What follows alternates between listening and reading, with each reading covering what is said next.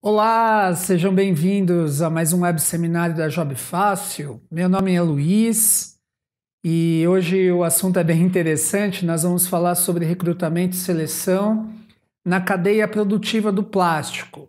Primeiro a gente vai fazer um overview, um panorama geral do mercado.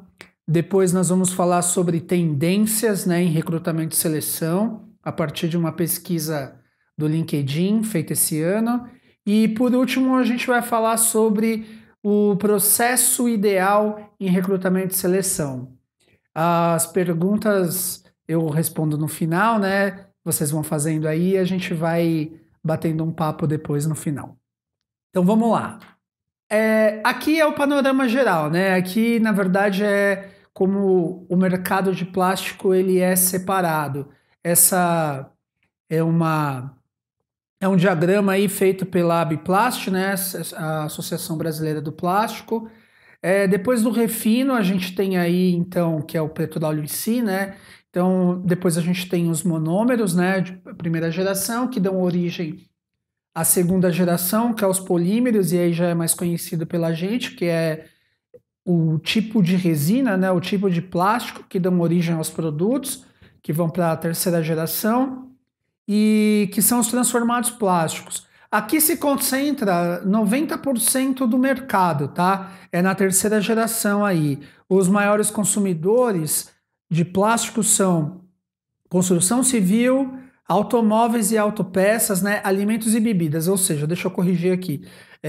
Construção civil, alimentos e bebidas e automóveis e autopeças. É o setor automobilístico por um todo. Na quarta geração, é um setor mais novo, A gente está falando aí dos reciclados.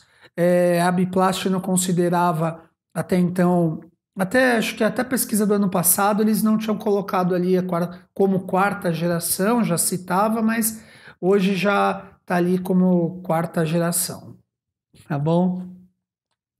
Vamos lá. Só para passar rápido sobre isso, no panorama Brasil, a gente tem aí a China como. No panorama mundial, a gente tem a China aí como 27,8. O Brasil na América Latina, ele representa 2,3 no mundo, E a América Latina, exceto o Brasil, 2,1. Para você ver aí como o Brasil é bastante considerado, Bastante importante. Somado à América Latina toda, não dá a participação do Brasil, Então o Brasil tem grande ênfase aí. A gente tem aí 313 mil vagas, mais ou menos, e o auge foi 356 mil vagas em 2014, 40 mil vagas a menos, Isso devido à recessão, à queda. A gente já está ali, ano que vem talvez a gente veja números ali subindo, Já está apontando um pouco para cima, mas essa foi mais ou menos a queda entre 2014 e 2016, por causa da recessão do Brasil, como a gente já sabe. O turnover, que é o índice de rotatividade, no plástico, na indústria, é de 25% hoje. A gente vai ver aqui os principais motivos dessa rotatividade. Uma pesquisa feita pela Robert Half, as pessoas dizem o seguinte: 33% dizem que a remuneração é bem baixa. E o restante ali vai estar desmotivação, preocupação com o futuro da empresa, baixo equilíbrio trabalho e vida, que é, na verdade, uma nova demanda, social. A gente tem ali mais ou menos 30, 59, 60, 76% dizendo o seguinte dessa leitura: falta de engajamento, Então, que é bastante preocupante, porque falta a empresa se preocupar com o engajamento entre profissional. Ali também está incluso perfil adequado, Às vezes a gente não contratou o perfil adequado para a empresa e então ele se sente desmotivado, ele fica preocupado. Então essas são os principais motivos de rotatividade, Continuando com o panorama, Sul e Sudeste é o que representa 84% da produção, Então tá com o plástico. A indústria do plástico está praticamente concentrada no Sul e Sudeste. A maior parte dessas empresas são microindústrias e pequenas indústrias. São Paulo, Santa Catarina, Rio Grande do Sul, Paraná, Minas Gerais e Rio de Janeiro é o que representa mais, sendo que dessas 313 mil, dessas empresas, né, acho que desses 313 mil ali, 150 mil empregos estão em São Paulo, né, mais ou menos. A grande demanda tem uma por mão de obra qualificada, né? Uma demanda grande por mão de obra qualificada e por qualificar essa demanda, né? De treinamento. Então a gente está falando que 56% tem ensino médio. Lembrando, né? Lembrando aí que desses números, a maior parte, gente, é o setor produtivo, tá? A gente está falando da fábrica em geral ali, né? A maioria das empresas não tem departamento de RH, sendo que a maioria delas é microindústrias e o RH ainda não é, ainda precisa de uma. Você tem um departamento pessoal já, o departamento administrativo, mas já vem aí um olhar para o RH. O maior número, a gestão é feita em currículos em papel ainda, o que a gente constata aí uma ineficiência na contratação. Então, o número de rotatividade está bem ligado a esse número aí, o número do turnover está bem ligado a essas questões, né? Gerência de currículos em papel, ineficiência na contratação, a mão de obra qualificada. Isso é só uma constatação, tá? Não significa que as empresas não estão tentando mudar esse tipo de questão, tá? Isso é uma coisa que a gente até vai ver nas tendências. Quem não viu essa cena, né? Se você ainda tem isso na sua empresa, eu estou falando de papel, mas eu também incluo aí o currículo enviado por e-mail e as planilhas, né? Ainda que colaboram com uma gestão ineficiente ou colaboram aí com uma gestão ainda que pode melhorar, né? Em torno de encontrar um melhor profissional, pode reduzir aí o turnover. Então, se você tem um turnover alto na sua empresa e ainda contrata por papel, e-mail, e não tem também, a gente vai falar mais para frente sobre processo seletivo, né? Sobre um processo de recrutamento mais estruturado. Se você ainda não tem e o turnover está alto, saiba que talvez esse seja o motivo, né? Existem outros fatores, mas esse é um motivo grande aí. Vamos falar então aí sobre tendências, né? Antes de falar do processo seletivo ideal, a gente vai falar sobre uma pesquisa feita pelo LinkedIn em 2017 e como é feito, que foi, ou seja, esse ano, né? E falando disso, 83% afirmam que os talentos são a principal prioridade na organização, né? A maior parte dos líderes consultados na pesquisa dizem o seguinte: priorizar o talento, né? Recrutar melhor. Eu preciso, porque são os talentos que fazem a minha empresa. Então, eles são parte disso. Então, o foco é dado para recrutar melhor. Qual é o perfil que se engaja melhor na minha empresa, que entende melhor o meu negócio, que, sabe, pode somar no meu negócio e também ter mais resiliência a partir do meu negócio, né? O aumento nas contratações, 40% já identifica aí uma subida, né? Apesar da queda aí, já identifica hoje um ponto para cima e dizem que vai aumentar, né? O volume aumentará e que eles vão se concentrar na satisfação dos gestores, na organização dos processos. Porque é muito importante, além de encontrar o perfil correto, ser rápido na identificação dos talentos, porque os talentos estão muito concorrido hoje. E você precisa identificar e contratar rapidamente, treinar e fazer com que gere frutos muito rapidamente, né? Linkando já isso para que o processo seja bem feito, para que você tenha foco na atração de talentos, você precisa investir em ferramentas e tecnologia, né? Então, 59% desses líderes investem em sites de emprego, ferramentas de recrutamento e seleção e marca empregadora. Querem crescer como marca empregadora. Nós vamos falar daqui a pouquinho sobre marca empregadora, mas resumindo, marca empregadora é atração de talentos, fazer com que sua empresa tenha áreas que trabalhem para a empregabilidade, né? Que as pessoas reconheçam a sua empresa como uma marca que emprega, elas querem trabalhar lá, né?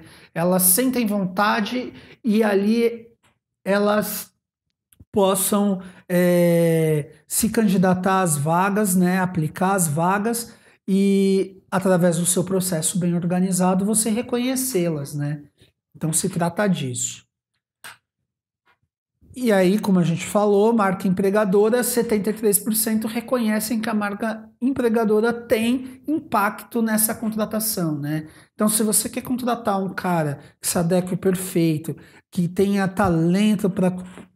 Sim, o que é talento, né? É aquela pessoa que desempenha bem qualidades tanto interpessoais ou capacitação técnica e que queira, né? Que queira trabalhar na sua empresa.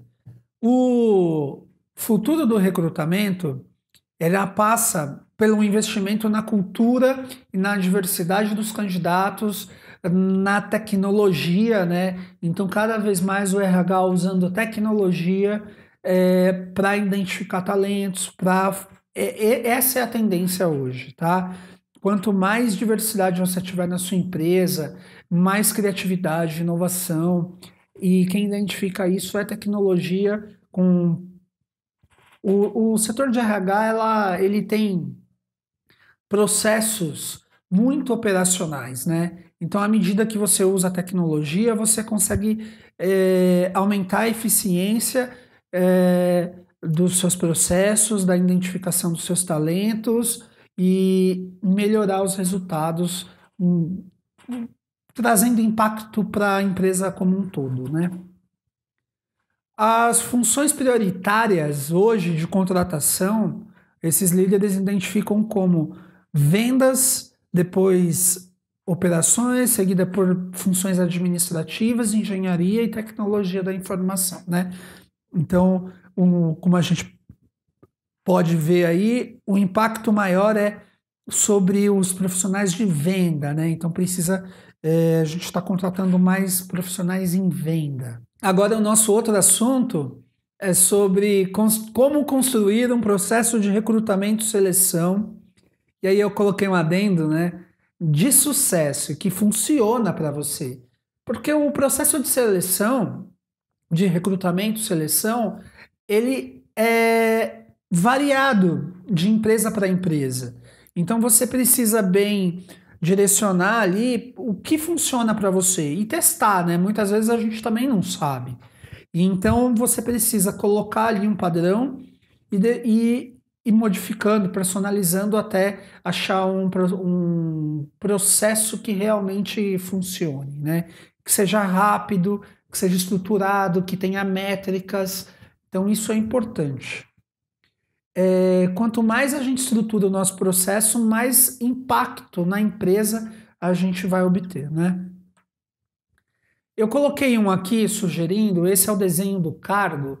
O desenho do cargo é praticamente o nosso planejamento, né? Então, quando um gestor solicita um novo cargo, você desenha ele, você entende o que aquele gestor realmente precisa, quais são as definições, as metas, né, que aquele cargo precisa alcançar, as funções que ele vai desempenhar.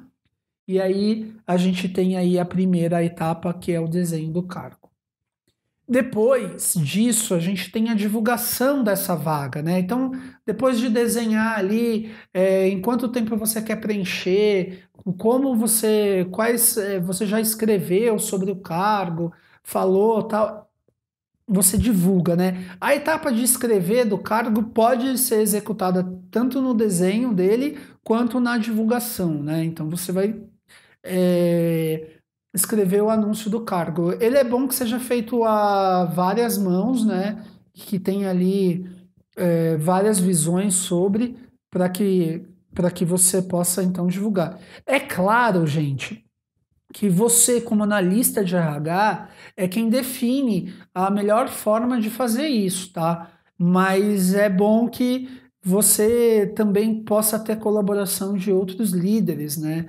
Tanto o líder que solicitou, mas de pessoas envolvidas ali com a função ou que, né, que vai lidar com ela.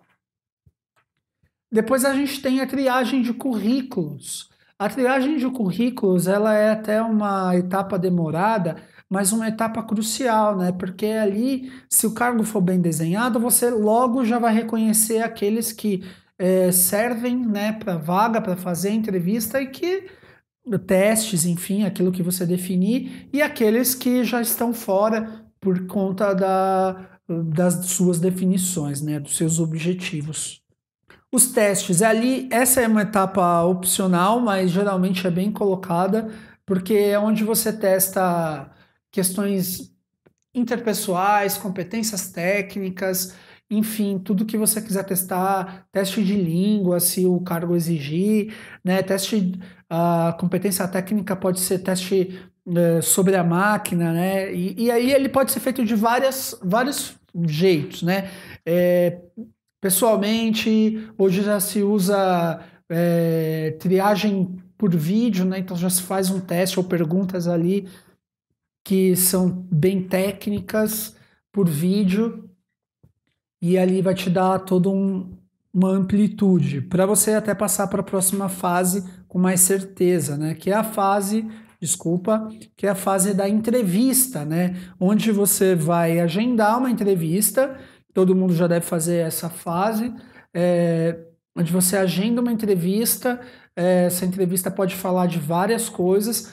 Eu tenho até uma é importante, eu escrevi até no blog do Job Fácil sobre a conduta do recrutador, né? Como ele ali tem dicas várias sobre como você pode abordar o candidato numa entrevista e como também se comportar, tanto o candidato um pouco, como o recrutador em si, né? Não é nenhum ultimato ali, nada tipo, mas é só boas práticas que eu reuni de outros profissionais experientes e que ali pode te ajudar caso você tenha alguma dúvida. E então essa fase é uma fase importante para que você possa seguir para o resultado final, né? O resultado final é bacana dizer que você tem ali, óbvio, que se você tem uma vaga, mas você também pode, ele chega aos finalistas, né? E os finalistas é onde você vai mandar ali relatórios, como você chegou a esses candidatos finais, até para você tomar uma decisão, a conversa com o gestor, enfim entender como isso funciona de fato e poder tomar uma decisão final, né? É nessa etapa, tá? A etapa onde você também vai comunicar para as pessoas que passaram por essa fase, se elas passaram ou não, enfim, você vai deixar ali tudo claro, vai fazer os seus relatórios finais e deixar esse processo bem estruturado. A parte do Analytics também, vai analisar métricas, enfim, para que você depois possa melhorar aí o seu próximo processo seletivo, tá? Contratar errado custa uma fortuna, então ter um processo seletivo bem estruturado, que tenha métricas para você saber onde você acertou, onde você errou, é importante, né? Eu dou até um exemplo assim, parece longe, né? Mas a gente sabe que se você contrata 5 profissionais, mais ou menos a R$ 3.000, em 5 anos você já gastou R$ 1 milhão, né? Então é bastante dinheiro e contratar errado. Então, de repente, eu falo de 5 anos, mas se você já contratar agora e mandar embora no que vem, já é um esforço enorme. O processo seletivo dá um trabalho grande, mesmo com indicações, né? Tem gente que fala assim: ah, mas eu faço por indicação. Não significa que fazer por indicação você erra menos. Então, mesmo indicado, o ideal é que você passe pelo processo, né? Pela estrutura do processo que você determinou, para você não errar, né? Ou errar, talvez a gente erre, mas diminuir a possibilidade de erro. É isso que um processo bem estruturado faz. E quanto custa deixar escapar um talento, né? A gente contrata errado, mas a gente esquece que dentro ali do processo seletivo tem talentos, né? Tem pessoas que se encaixariam perfeitamente e a gente não contratou. Ou seja, e aí também não só contratou, a gente não identificou. Porque isso não quer dizer, se você não contratar agora, não quer dizer que não tem um talento ali que você não possa contratar depois. Então é importante a identificação desses talentos, tá? Identificar talentos é muito importante. E aí eu brinco, eu até faço uma pergunta: o que você faria se tivesse a chance, né, de contratar o Abílio Diniz e aí se enrolou, né? No tanto de currículos, nos seus e-mails, nas suas planilhas, no seu processo que não está definido. Pô, cara, você tem ali o Abílio Diniz e você deixou escapar. Aquilo poderia fazer um impacto, ter um impacto tremendo na sua empresa, né? Você poderia produzir mais, esse talento poderia te ajudar em abrir muitos canais e você deixou escapar. Então pense nisso, estruturar bem o seu processo seletivo e direcioná-lo para a identificação de talentos é estar de acordo com as tendências, né? Como a gente já falou lá atrás, com as tendências de recrutamento e seleção. Hoje, o departamento de recrutamento e seleção, ele começou a se identificar, ele subiu de nível, né? As empresas, né, líderes de mercado, começaram a identificar no departamento de recrutamento e seleção um grande diferencial. Então, ela está no nível de marketing, de departamento financeiro, todos os departamentos importantes, né, de gestão ali estratégica para a empresa. Por isso a importância de se pensar em crescer, mesmo que você não tenha aí, eu sei que muita gente hoje que está me ouvindo talvez não tenha seu departamento de recrutamento e seleção estruturado e talvez não possa ter no momento, mas assim, saiba que você pode desenvolver um processo de recrutamento e seleção, mesmo sendo você o dono a contratar departamento pessoal, enfim, seja, você pode recrutar, né, pode ter um processo de seleção bem estruturado. E utilize ferramentas, né? Utilize, a tecnologia está aí para isso e você precisa acompanhar.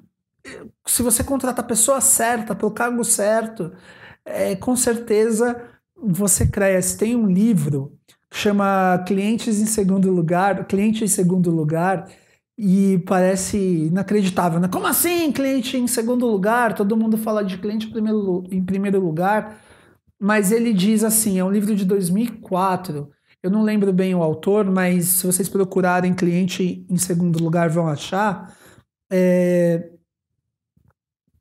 O seu colaborador é o maior marqueteiro que você pode ter na sua empresa, né? Na verdade, ele é a maior propaganda da sua empresa, ele é o maior defensor da sua camisa, então você vende mais, né? Você atrai mais. Quando o cara gosta de trabalhar na sua empresa, quando a pessoa gosta de trabalhar na sua empresa, você atrai mais. Então, pessoas são o maior ativo que a sua empresa pode ter. Cuide bem delas, né? E cuidar bem delas é do início ao fim, né? Então você melhorar aí a sua taxa de rotatividade, cuidando do engajamento, trazendo pessoas certas para a sua empresa, né? E lidando com uma política mais envolvente. Crie um processo e automatize. Não perca tempo. Crie um processo e automatize. Não perca tempo. Crie um processo e automatize. Isso vai te dar maior independência, isso vai te trazer números para você analisar se você está indo para o caminho certo, para o caminho errado. Automatize. Hoje, as empresas que automatizam saem na frente. Escale degrau a degrau e se torne uma marca empregadora. degrau a degrau, né? Então comece, não deixe para amanhã, comece. É um degrau a cada vez, né? Por vez, um degrau por vez. É assim que a gente sobe a escada e se tornar a marca empregadora vai te trazer milhões de benefícios. Aí você vai me perguntar, e aí, Luiz, mas pô, só marca empregadora é negócio para grandes empresas, né? Não, não é negócio para grandes empresas, marcas pequenas, eu nem acho que nem acredito em marcas pequenas, né? Empresas pequenas podem ter marcas muito grandes, bem localizadas ali. Então, invista numa marca empregadora. Funcionário que quer trabalhar na sua empresa, divulga sua marca e atrai mais talentos. Então, pense nisso e escale.